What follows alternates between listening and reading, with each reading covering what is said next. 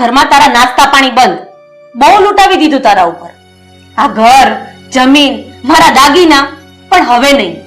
સમજી ગઈ? મમ્મી, તમે મારી સાથે આવું કેમ કરો છો? હું તો તમારી દીકરી છું ને. તું મારી દીકરી નહીં, પણ તું મારી દુશ્મન છે. અરે અમને બરબાદ કરવા માટે આવી છે તું. આજથી આ ઘરના એક પણ રૂપિયાની તું હકદાર નથી, સમજી? એક પણ રૂપિયાનો ખર્ચો તારી ઉપર નહીં કરવામાં આવે. નીકળી જા રસોડામાંથી.